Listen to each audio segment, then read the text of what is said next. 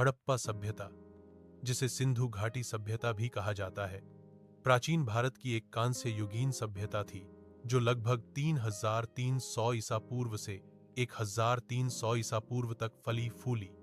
इसकी प्रमुख विशेषताओं में नियोजित नगर नियोजन, ग्रिड पैटर्न सड़कें, गढ़ और निचला शहर, उन्नत जल निकासी व्यवस्था, मानकीकृत ईंटें और मुहरें, और कृषि और पशुपालन शामिल है। दयाराम साहनी ने 1921 में इसकी खोज की और यह भारत और पाकिस्तान के कुछ हिस्सों में फैली हुई थी। प्रमुख विशेषताएं: समयकाल लगभग 3300 ईसा पूर्व से 1300 ईसा पूर्व तक। प्रारंभिक चरण 6000 2600 ईसा पूर्व गठन काल। परिपक्व चरण 2600 1900 ईसा पूर्व। नगरीय उत्कर्ष। पतन काल 1900 1300 ईसा पूर्व। बस्तियां और नियोजन प्रमुख स्थल: हड़प्पा, मोहनजोदड़ो, राखीगढ़ी, धौलावीरा, कालीबंगा।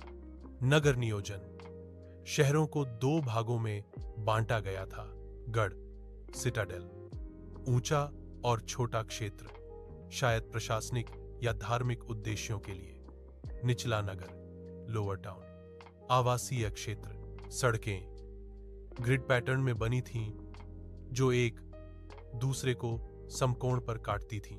जल निकासी व्यवस्था दुनिया की सबसे पुरानी और उन्नत प्रणालियों में से एक थी, जिसमें ढकी हुई नालियां और घरों की नालियों को मुख्य सड़कों से जोड़ा जाता था। कलाकृतियां और तकनीक कलाकृतियां, मोहरें स्टीटाइट, पकी और बिना पकी, ईंटें, मोती, तांबे और कांस्य के उपकरण और वस्त्रों के टुकड़े। मानकीकृत ईंटें निर्माण के लिए धूप में सुखाई गई और पकी हुई ईंटों का उपयोग किया जाता था और वे मानकीकृत अनुपात में होती थीं। अन्य मोहनजोदड़ो से एक महास्नानागार और गोदाम भी मिले। अर्थव्यवस्था और समाज। मुख्य व्यवसाय कृषि और पशुपालन।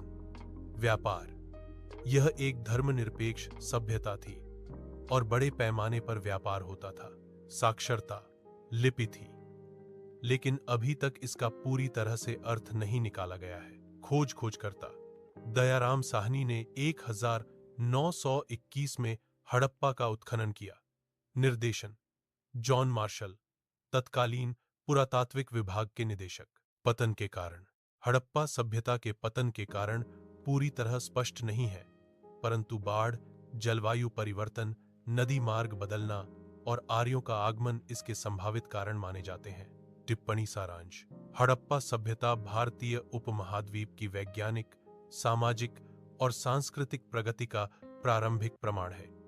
इसकी सुव्यवस्थित नगर व्यवस्था, व्यापारिक कुशलता और कलात्मकता ने इसे विश्व की महानतम सभ्यताओं में स्थान दिलाया।